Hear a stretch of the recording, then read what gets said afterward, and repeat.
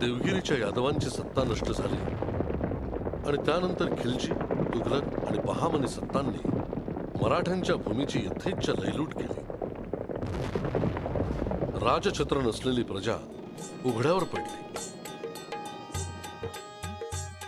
यादवांची सत्ता संपली, रयतेला झळ पोहोचली, लूट यवनानी केली, देवगिरी ओसाड झाली. तुगलक खिलजी बहामनी धुमाकूळ दादा अवतार चिरदा चिर जी अवतार चिरदा चिर जी. भले भले मराठा सरदार बादशाच्या मोर मुजरा करणार, कुणी आदिलशाहीसाठी लढणार, निजामशाहीसाठी लढा देणार, मोगल दरबारी चाकरी करणार. जी जी जी मोगल दरबारी चाकरी करणार जी जी. मोगल दरबारी चाकरी करणार जी जी जी जी जी जी. त्या काळात देवगिरीच्या यादवांचे वंशज आणि सिंदखेड या संस्थांचे अधिपती पराक्रमी लखुजीराव जाधव हे एक बलाढ्य मराठा सरदार होते. लखुजीरावांनी आपल्या निवासासाठी एक प्रचंड गढी सिंदखेड इथं बांधली. त्याचबरोबर निळकंठेश्वर आणि रामेश्वर या मंदिरांचा जीर्णोद्धार केला. चांदणी तलाव, पुतळा बारव, रंगमहाल या वास्तूंचे अवशेष जाधवांच्या वैभवाची साक्ष देतात. लखुजीरावांच्या थोरल्या पत्नी म्हाळसाबाई यांच्या पोटी 4 पुत्रांच्या पाठीवर गुरुवार दिनांक 12 जानेवारी 1598 रोजी सूर्योदयी सकाळी 6च्या शुभमुहूर्तावर जिजाऊंचा जन्म झाला. वैदर्भी कीर्तीचा कळसा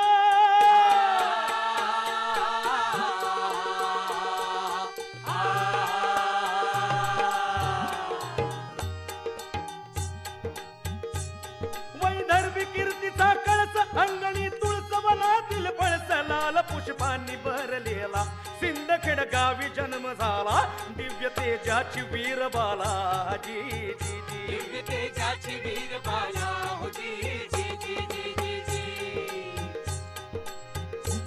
युद्धशास्त्र शिकविले तिला, बंधुनी छोट्या बहिणीला, तलवार लटके कमरेला, गदी टाच मारते घोड्याला, हाती तरुण भरची भाल्याला, डाव पेच शिकली त्या काळा, मर्दाची मर्द ही पोर साऱ्या बिनघोर भीती ना तिला. ऐका तुम्ही राजे अहो राजे हो चिरदा चिर जी जी. इसवी सन 1610 मध्ये जिजाऊंचा विवाह प्रतिष्ठित क्षत्रिय सिसोदिया वंशातील मालोजीराजे भोसले यांचे सुपुत्र शहाजीराजे यांच्या बरोबर संपन्न झाला. भोसले आणि जाधव ही घराणी तोलामोलाची होती. इसवी सन 1623 ते 1630 हा कालावधी भोसले आणि जाधव घराण्यासाठी संघर्षाचा ठरला.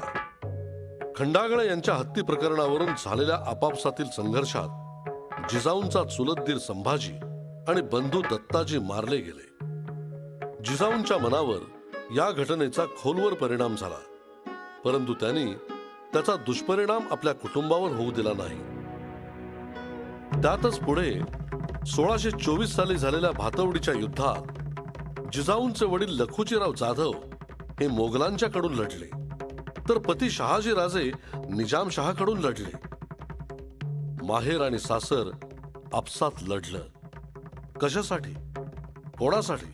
तर परकीयांसाठी. आया बहिणींची अब्रू लुटणाऱ्या यावनी सत्तेसाठी. जिजाऊंच्या मनात विचारांचं काहूर माजलं. मोगलांची चाकरी सोडून निजामशाहीत आलेले लखुजी जाधव पुन्हा मोगलांना जाऊन मिळणार ही बातमी मुर्तजा निजामशहाच्या कानी पडली. परिणामी निजामशहानं लखुजी जाधव आणि त्यांच्या मुलांना निमंत्रण देऊन दरबारात बोलावलं. लखुजी जाधव आणि त्यांचे पुत्र अचलोजी, राघोजी आणि नातू यशवंत यांच्यावर विश्वासघातानं निजामशहानं दरबारातच हल्ला करून निर्घृणपणे पिता पुत्रांची हत्या केली. लखुजी जाधव आणि त्यांच्या पुत्रांच्या हत्येचं स्मारक आजही कटू आठवणी जपत सिंदखेड इथं उभं आहे. याच दरम्यान आणखी एक धक्कादायक घटना घडली. जिजाऊंचे चुलत दीर खेळोजी यांची पत्नी गोदावरी काठी स्नानाला गेली असता मोगल सरदार महाबत खानानं पळवून नेली. आणि बंधूंची क्रूर हत्या, जाऊबाईंचं अपहरण या घटनांनी जिजाऊंच्या रक्तातलं क्षात्रतेज पेटून उठलं आणि त्यातूनच त्यांच्या मनात हिंदवी स्वराज्याच्या कल्पनेनं जन्म घेतला. ह्या धामधुमीच्या काळात जिजाऊ शिवाजीच्या वेळेला गरोदर होत्या. यापूर्वी जिजाऊंना 5 अपत्य झाली. त्यातील संभाजी तेवढा जिवंत राहिला. बाकी जीव काळाआड गेले. धामधुमीच्या काळात अनिश्चिततेच्या वातावरणात आपल्या पत्नीला कुठं ठेवावं हा शहाजी राजांसमोर प्रश्न होता. शहाजी राजे यांनी आपले थोरले पुत्र संभाजी राजे यांचा विवाह शिवनेरीचे किल्लेदार विजयराव सिधोजी विश्वासराव यांची कन्या जयंती हिच्याशी संबंध उचित आहे असं वाटल्यानं संपन्न केला. हा विवाह 1629 मध्ये नोव्हेंबर महिन्यात झाला. विवाह समारंभ आटोपल्यानंतर काही दिवसांनी विजयराजांच्या संमतीनं शहाजी राजांनी आपली गरोदर पत्नी जिजाऊना स्वजनासह शिवनेरी किल्ल्यावर ठेवलं. 1630 सालाला 19 तारखेला फेब्रुवारीला स्वातंत्र्याचा सूर्योदय झाला. भवानीचे तेज शिवाजीला पराक्रमी पुत्र जिजाऊला. जी जी जी पराक्रमी पुत्र जिजाऊला हो जी जी, पराक्रमी पुत्र जिजाऊला हो जी जी जी जी जी. तेजपुंज बाल शिवाजी राजा लहानाचा मोठा होत होता. शहाजी राजांनी 1632 साली प्रति निजामशाही निर्माण केली. त्यासाठी त्यांनी शहाच्या वंशातील एक मुलगा कोकणातून आणला आणि त्याला जुन्नर जवळच्या पेमगिरी या किल्ल्यावर गादीवर बसून प्रति निजामशाहीची स्थापना केली. खरं म्हणजे शहाजी राजांनी निजामशाहीच्या नावानं स्थापलेलं स्वतःचं राज्यच होतं. आपल्या पतीचा पराक्रम आणि स्वतंत्र शाही निर्माण करण्याचं शक्ती सामर्थ्य जिजाऊंनी पाहिलं. या भीषण युद्ध काळात छोट्या शिवाजीला घेऊन जिजाऊ जुन्नर परिसरात राहिल्या. या काळात जिजाऊंना कैद करण्यासाठी मोगल सरदार महाबत खानानं महालदार खानाला पाठवलं. महालदार खानानं जिजाऊंना कैद केलं. परंतु चाणाक्ष जिजाऊंनी ही चाल ओळखून बाल शिवाजीला खेड मुक्कामी आधीच धाडलं. मोगल दरबारी चाकरी करणारे जगदेवराव जाधव या जिजाऊंच्या चुलत्यानं आपली प्रतिष्ठा पणाला लावून महाबत खानाच्या कैदेतून जिजाऊंची सुटका केली आणि माहेरवाशीण म्हणून सन 1633ला सिंदखेडला नेलं. तिथं त्या 1634 अखेरपर्यंत बाल शिवाजीसह राहिल्या. याचा पुरावा भाटाच्या कवनातही आढळतो. शहाजी राजांनी आपल्या शक्तीच्या आणि शौर्याच्या जोरावर आपलं राज्य बागलाणपासून नीरा नदीपर्यंत आणि किनारपट्टीपासून अहमदनगरपर्यंत वाढविलं. शहाजी सारख्या खटपटी आणि सामर्थ्यशाली सरदाराला महाराष्ट्रात मोगल आणि आदिलशाही यांच्या सीमेवर ठेवण्यापेक्षा कर्नाटकात दूरच्या कामगिरीवर पाठवण्याचं आदिलशहानं ठरवलं. कर्नाटकात जाण्यापूर्वी शहाजी राजे आणि जिजाऊ यांच्यात विचारविनिमय झाला. महाराज, आपण स्वतः पराक्रमी आहात. प्रति निजामशाही आपण उभी करू शकता, मग मराठेशाही का नाही? राणी साहेब, आपलं स्वतःचं स्वराज्य का नाही महाराज? राणी साहेब, तुम्ही म्हणता ती योग्यच आहे. आता ती वेळच येऊन ठेपली आहे. शिवबांना कोणाचाही मनसबदार करायचा नाही. त्यांना मराठ्यांचा राजा करायचा. महाराज, तसं घडलं तर यवनांच्या अत्याचारात भरडले गेलेले असंख्य जीव आपल्याला आशीर्वादच देतील. राणी साहेब, मान, अपमान, राजकारण या सर्व गोष्टी तुम्ही फार जवळून पाहिल्या.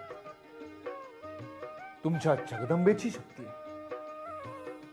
आपण पुणे आणि सुपे परगण्याचा कारभार स्वतंत्र पाहावा. संभाजी राजांना आम्ही सोबती घेऊन जातो. बाकी सर्व व्यवस्था चोख होईल. श्रींची इच्छा असेल तर स्वराज्य घडेलच.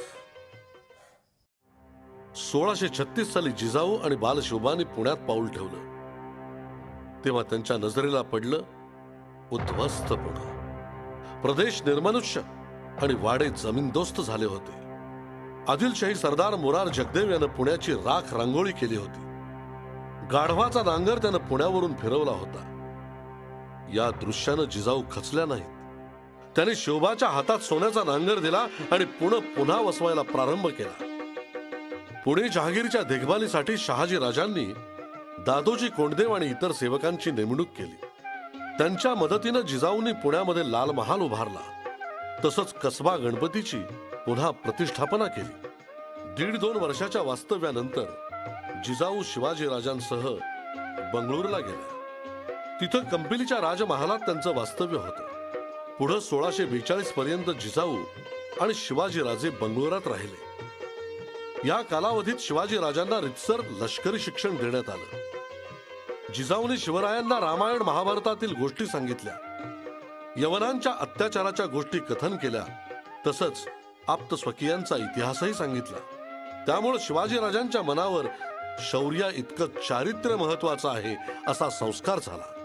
शहाजीराजांनी 1642 मध्ये जिजाऊंसह शिवाजीराजांना पुण्याला पाठवलं. सोबत स्वतंत्र पेशवा शामराव निळकंठ, बाळकृष्ण पंत मुजुमदार, सोनोपंत डबीर, रघुनाथ बल्लाळ सबनीस, दादोजी कोंडदेव यांना हत्ती घोड्याच्या सरंजामासह पुणे इथं रवाना केलं. यावेळी शहाजीराजांनी शिवरायांना निशाण आणि राजमुद्रा दिली.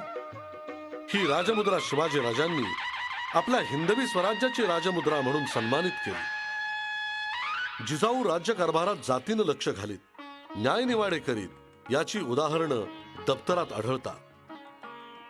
खंडोबाच्या जेजुरी येथील मार्तंड भैरव मंदिराच्या गुरवपणाविषयी परस धरणा आणि सत्रोबा या दोन्ही घराण्यात निर्माण झालेला तंटा जिजाऊंनी मिटवला.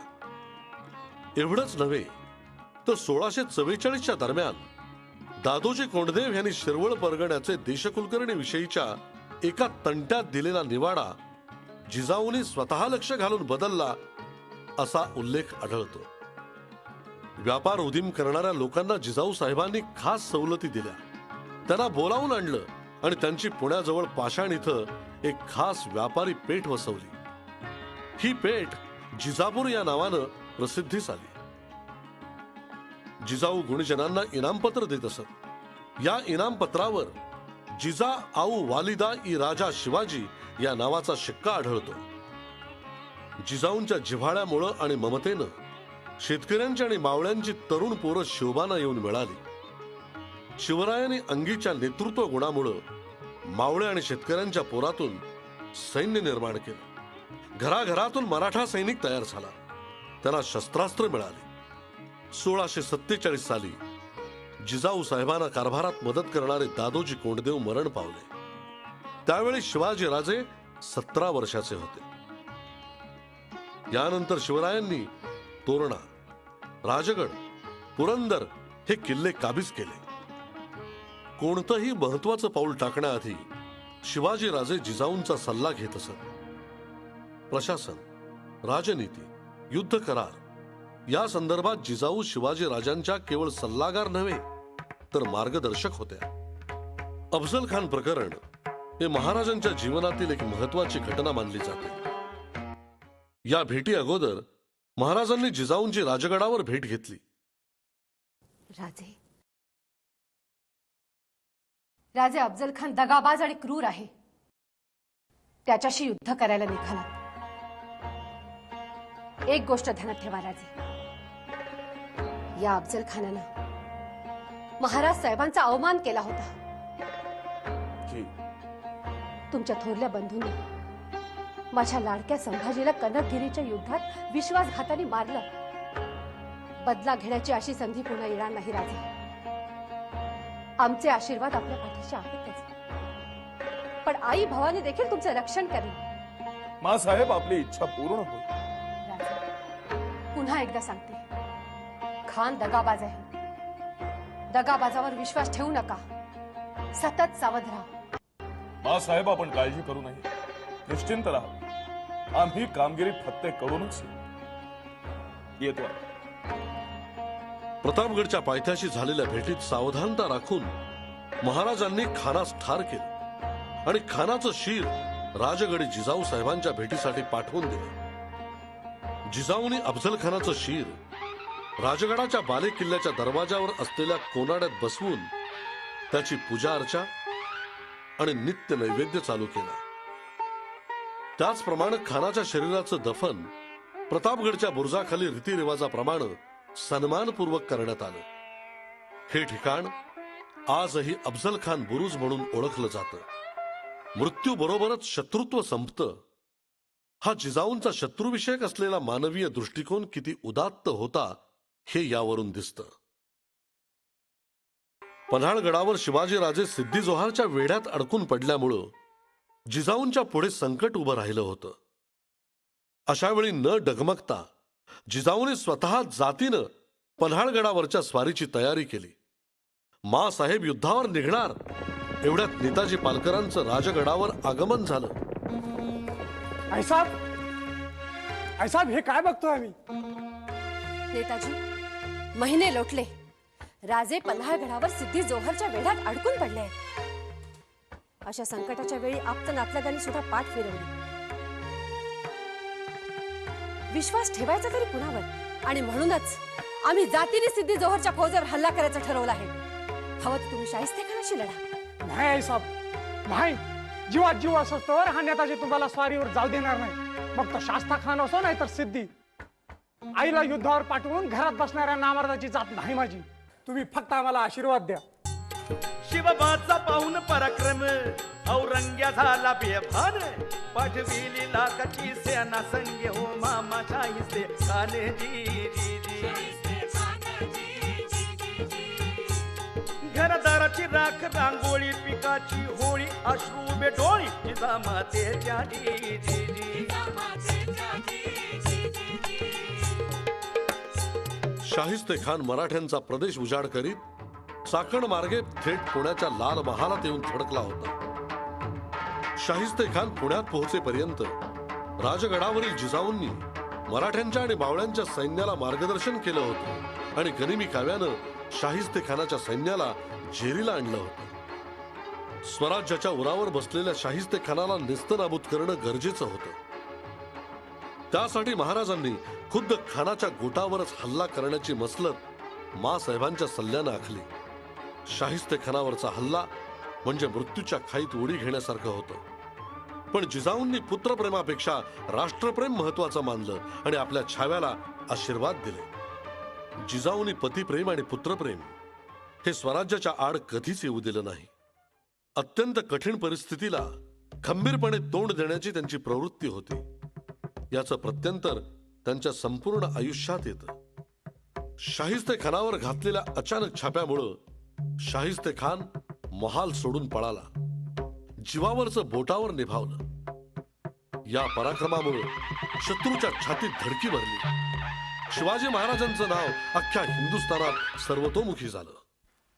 शाहिस्ते खानाच्या स्वारीनं मोगल बादशहानं आपल्यावर युद्ध लादलं हे महाराजांनी ओळखलं होतं.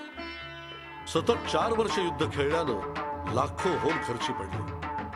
ही भरपाई करण्यासाठी महाराजांनी सुरतेची लूट केली. राजांना दुःख अपार रैत बेजार माय लेखांनी केला विचार जी जी जी. औरंगाचा हिशोब चुकविला सुरतीवर घाला लुटले धनिकाना नाही त्रास गरीबाची जी जी.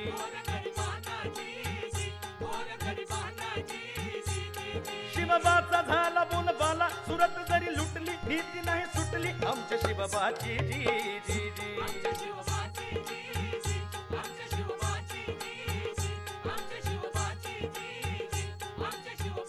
सुरत लुटून परत येताना वाटेतच शिवरायांना अत्यंत दुःखद वार्ता कळली. ती म्हणजे महाराज साहेब शहाजीराजे यांचं कर्नाटकात शिकारीवर असताना अपघाती निधन झालं. ही वार्ता कळताच राजे राजगडाकडे तातडीनं निघाले. राजगडावर जिजाऊंनी सती जाण्याचं निश्चित केलं होतं. माँसाहेब सती जाणार ही कल्पना शिवरायांच्या मनाला सहन झाली नाही.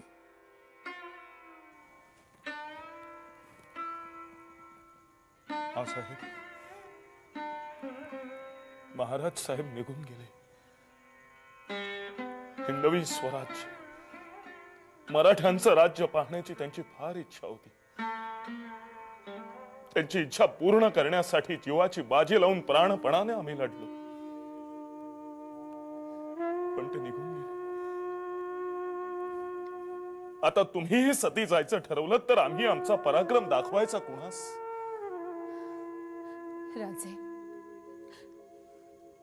राजे आता आम्हाला अडवू नका राजे. साहेब, आमच्या मनातील मनगटातील शक्ती आपण आहात. आपल्याशिवाय पराक्रमाला स्वराज्याला काय अर्थ आहे? आमच्यासाठी स्वराज्यासाठी आणि तमाम मराठी मुलखासाठी आपलं असणं आवश्यक आहे. राजे, लहानपणापासून आम्ही अनेक संकट झेलली, पण महाराज साहेबांच्या जाण्याने आमचं सौभाग्याचं लेणं गेलं.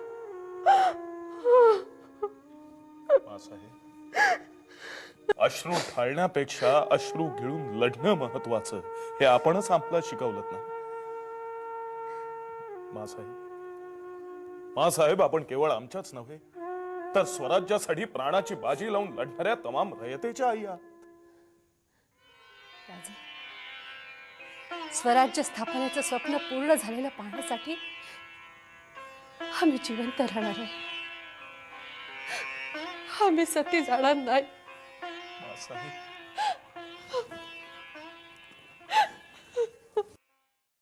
जिजाऊ आपल्या पतीच्या निधनामुळे झालेल्या दुःखातून अजून पूर्णपणे सावरल्या नव्हत्या. तोच बाजी घोरपडे आपल्या पुत्रावर पुन्हा चालून येत असल्याचं ऐकून जिजाऊंचं मन सुडानं पेटून उठलं. त्यांनी राजांना फरमावलं, राजे, याच बाजी घोरपड्यानं शहाजी राजांना झोपेत असताना बेड्या घालून कैद केलं. त्यानं केलेल्या या विश्वासघातकी कृत्याबद्दल त्याला सजा देण्याची हीच खरी वेळ आहे. जिजाऊंच्या आज्ञेचं पालन करून महाराजांनी मुधोळवर हल्ला करून ते बेचिराग केलं.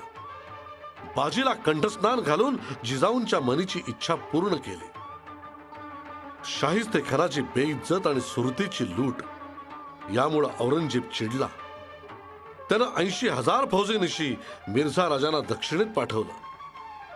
मिर्झा राजांनी मराठी मुलखाची धुळधाण करायला सुरुवात केली. उभी पिकं जाळली, गावाच्या गावं बेचिराग केली. शिवरायांचा जीव म्हणजे प्रजा या आघातानं राजे खूपच दुःखी झाले. स्वराज्यासाठी किती कुटुंबाची कुर्बानी द्यायची या विचारानं ते अस्वस्थ झाले.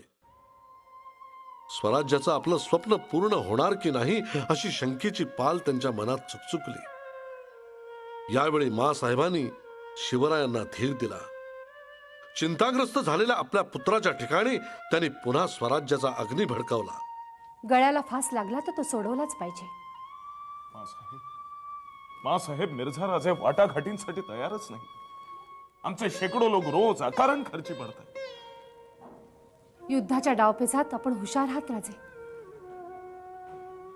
आता तुम्हाला कुठलंही अतिरेकी पाऊल टाकून चालणार नाही राजे, कारण माणसं वाचून आपल्याला लढाई जिंकायची. मासाहेब, तहापोटी मिर्झा राजे आमचा जीवही गिरवी ठेवायला मागतील. राजे, जीवापेक्षा स्वराज्य मोठे आहे. वैयक्तिक मान अपमानापेक्षा प्रजेचे हित मोठे आहे. अहो, दुःख अपमान आम्ही काय कमी भोगले? पित्याची आणि भावाची निर्घुण हत्या, यवनांनी केलेल्या जाऊबाईंचं अपहरण, किती आठवावं राजे, किती आठवावं. महाराज साहेब पराक्रम गाजवत असताना 1.5-2 वर्षाच्या शिवबाला उराशी धरून जुन्नरच्या दऱ्याखोऱ्यात लपट छपट जगलो. पुण्याच्या ओसाड माळरानावर राहिलो. कशासाठी? स्वराज्याच्या स्वप्नपूर्तीसाठीच ना राजे. तुम्ही सुज्ञ आहात. जे काही करताय ते स्वराज्यासाठीच. मग चिंता ती कशासाठी करायची? हे पहा, आता 4 पावलं मागे या आणि वेळ आल्यावर मोगलांवर चित्त्याप्रमाणे तुटून पडा. मासाहेब, क्षणभर अवसान गळालं होतं, पण खरंच मासाहेब, आम्ही भाग्यवान आहोत, कारण आम्हाला तुमच्यासारखी आई मिळाली. मिर्झा राजांबरोबर शिवरायांनी तह केला. या तहाप्रमाणे 23 किल्ले आणि 4 लाखाचा मुलूक मोगलांना देऊन त्यांना औरंगजेबाच्या दरबारात संभाजी राजासह हजर व्हावं लागलं. हिंस्र श्वापदाच्या तोंडात मुलाची आणि नातवाची गर्दन अडकली होती. शिवाजी राजे आणि शंभूराजे परत सुखरूप येतील का या चिंतेनं त्यांना किती ग्रासलं असेल याची कल्पना एखादी माताच करू शकते. 16 ऑगस्ट 1666 युक्ती आणि चतुराईनं शिवरायांनी आग्र्याच्या कैदेतून स्वतःची सुटका करून घेतली. तोपर्यंतच्या काळात जिजाऊने हिंदवी स्वराज्याचा कारभार चोख केलाच, पण कोकणातील रांगणा किल्ला आदिलशहाकडून जिंकून स्वराज्यात दाखल केला. या दरम्यान एकही गड शत्रूच्या ताब्यात गेला नाही वा एकही अधिकारी फितूर झाला नाही. यावरून जिजाऊंचं प्रशासनामधील आणि राजनीतीमधील कौशल्य दिसून येतं. आग्र्याहून सुटून शिवरायांनी पुन्हा राजगडावर येऊन भेटणं हा जिजाऊंच्या आयुष्यातील परमोच्च आनंदाचा क्षण होता. अलग निरंजन. अगोबाई, बैरागी थेट देवघरात.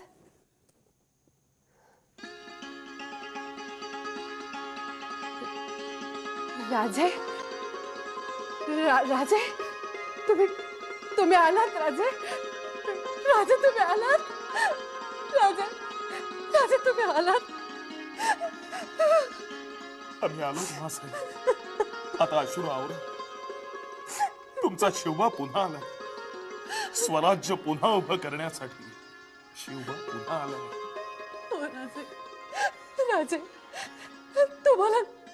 तुम्हाला जन्म झाल्यानंतर पहिल्यांदा बघितलं ना, तेवढाच आनंद आज आम्हाला झालाय राजे. असं राजे,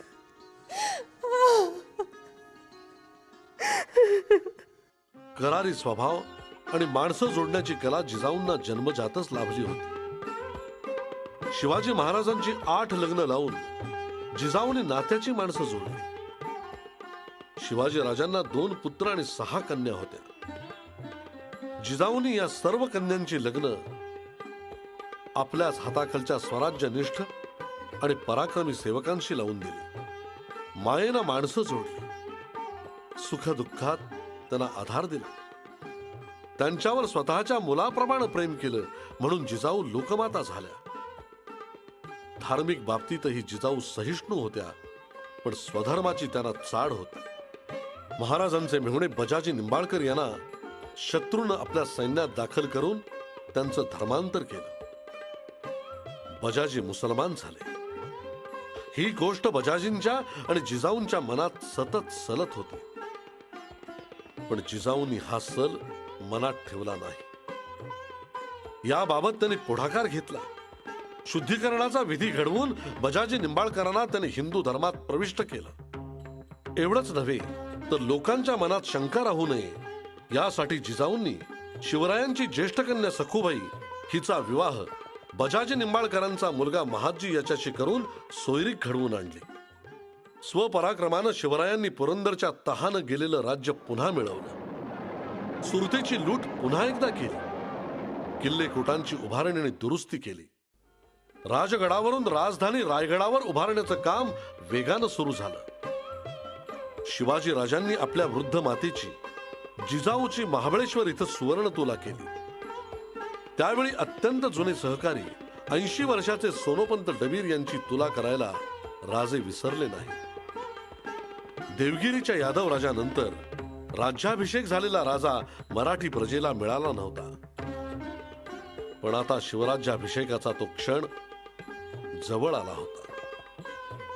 इतक्यात काही ब्रह्मवृंदाच्या नेत्यांनी, समाजातील ब्राह्मण पंडितांनी शिवाजीराजे क्षत्रिय नाहीत असा कांगावा केला. परशुरामाचा पृथ्वी निक्षत्रिय सिद्धांत पुढे करून राज्याभिषेकाला त्यांनी विरोध केला. पण त्यांचं हे षडयंत्र फार काळ टिकलं नाही. जिजाऊंनी शिवाजी राजांशी विचारविनिमय करून काशीहून भारतातील सर्वश्रेष्ठ विद्वान पंडित गागा भट्ट यांना पाचारण केलं. शिवाजीराजे भोसले हे राणा प्रतापांच्या सिसोदिया वंशातील असल्याचं सत्य गागा भट्टांनी स्वीकारलं आणि घोषित केलं. गागा भट्टांच्या या निर्णयानं संकुचित वृत्तीच्या ब्रह्मवृंदाला नमतं घ्यावं लागलं. शिवराज्याभिषेक हा मासाहेबांच्या जीवनातील परमोच्च आनंदाचा, महत्वाकांक्षा पूर्तीचा आणि स्वप्नपूर्तीचा क्षण होता. हे स्वप्न जिजाऊंचं होतं, तसं ते अख्ख्या मराठी मुलखाचं होतं. श्री नृपशाली वाहन शके 1596 आनंद नाम संवत्सरे ज्येष्ठ शुद्ध 12 म्हणजे 6 जून 1674 रोजी पहाटे 5च्या सुमाराला रायगडावर राज्याभिषेक झाला. युवराज संभाजीराजे, अष्टप्रधान मंडळ अधिकारी वर्ग राणी वर्ग आपापल्या आसनावर स्थिर झाले. सिंहासन रोहण करताच वाद्यांचा गजर झाला. दुंदुबी झडल्या, तोफा कडाडल्या, नियतीनं दशदिशांना गरजून सांगितलं, शिवराय हे मराठ्यांचे सार्वभौम राजे झाले आहे. सत्य आणि न्यायाच्या प्रतिष्ठापनेसाठी छत्रपती शिवाजी महाराज सिंहासनारूढ झाले आहेत. सिंहासनाधीश्वर श्री राजा शिवछत्रपती महाराज अशा या महाराजांच्या बिरुदावलीचा सर्वांनी उद्घोष केला. जिजाऊनी हा आनंद सोहळा साश्रू नयनांनी पाहिला.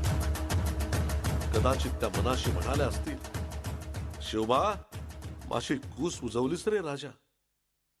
संपूर्ण आयुष्यभर जिजाऊ शिवरायांच्या मार्गदर्शक, तत्वज्ञ आणि जिवलग मित्राप्रमाणे पाठीशी उभ्या राहिल्या. त्यांनी आपल्या पुत्राच्या भाग्य सूर्याचं चढतं वैभव पाहिलं. आता वयानुसार रायगडावरची मोकळी हवा आणि बोचरी थंडी त्यांना सहन होत नव्हती. जिजाऊसाठी राजाने रायगडच्या पायथ्याला पाचाड इथं वाडा बांधला होता. या पाचाडच्या वाड्यात राज्याभिषेकानंतर अवघ्या 12 दिवसांनी वयाच्या 76व्या वर्षी ज्येष्ठ वद्य नवमीस बुधवारी मध्यरात्रीस म्हणजे 17 जून 1674 रोजी जिजाऊंनी आपला देह ठेवला. जणू काही इच्छा मरणच त्यांनी प्राप्त केलं. जिजाऊंचा जन्म विदर्भात सिंदखेडचा, आजोळ पश्चिम महाराष्ट्रातील फलटणचं, विवाह मराठवाड्यातील वेरूळच्या भोसले कुळात, तर आयुष्याची अखेर कोकणात रायगडच्या पायथ्याशी पाचाड इथं. खऱ्या अर्थानं जिजाऊंचा परिसस्पर्श संपूर्ण महाराष्ट्राच्या भूमीला झाला. शिवरायांसारखा पराक्रमी नृपती त्यांनी घडवला म्हणून त्या वीरमाता आहेतच, पण राष्ट्र घडविणाऱ्या त्या राष्ट्रमाता सुद्धा आहेत. वैदर्भी कीर्तीचा कळसा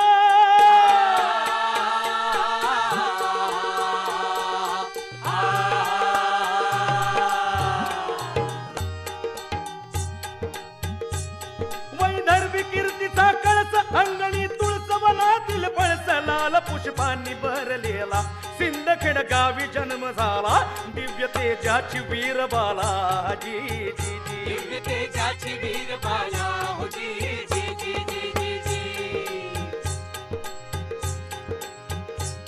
आदिशक्ती आली जन्माला नाव ठेवले जिजाऊ तिला गोऱ्या गोमट्या देखण्या लेकीला रवी तेजमुखी पोरीला बारशाचा भार उडविला झाला आनंद साऱ्या गावाला जगदंबा आली पोटाला अन देवी पावली माझ्या नवसाला म्हाळसाई सांगे सर्वाला ऐका तुम्ही राजे अहो राजे हो चिरता